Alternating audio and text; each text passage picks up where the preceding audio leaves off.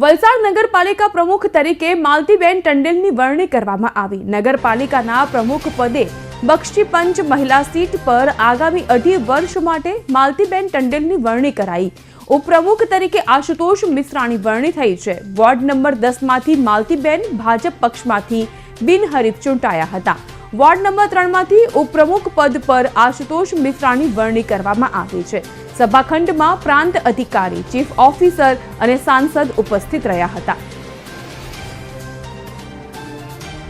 મહાનગરપાલિકાનો જેમ તમે જાણો છો કે પૂરા ગુજરાતભરમાં જે સ્થાનિક સ્વરાજ્યની ચૂંટણી હતી ત્યારે કાલે અમારી પાર્લામેન્ટરી બોર્ડનું મીટિંગ હતી ને આજે પૂરા ગુજરાતભરમાં નગરપાલિકામાં પ્રમુખ અને ઉપપ્રમુખની ઘોષણા ભારતીય જનતા પાર્ટી દ્વારા ઓફિશિયલી થઈ છે। ત્યારે આપણા વલસાડ નગરપાલિકા માટે પણ એક સુખદ આજે પ્રસંગ છે કે વલસાડ નગરપાલિકા જે આપણે કેટેગરી એ નગરપાલિકા પૂરા ગુજરાતમાં ગણાય છે અને 170 વર્ષના ઇતિહાસમાં પહેલી વાર કોઈ પણ પાર્ટી આટલી સીટ જીતી છે। 44 માંથી 41 ભારતીય જનતા પાર્ટી જીતી છે।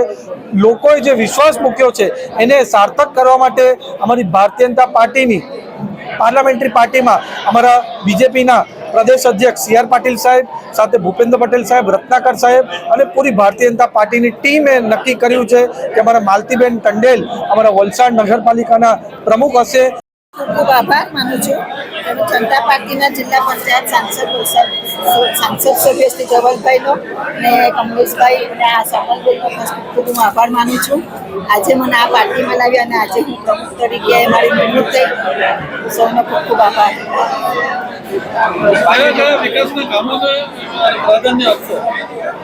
રસ્તા, ડ્રેનેજ લાઈન અને પાણી વધારે વલસાડમાં જે કામો હશે તેને હું વધારે ખૂબ પ્રાધાન્ય આપવા ઈચ્છું છું અને બધાની સાથે હું રહીને કામ કરીશ।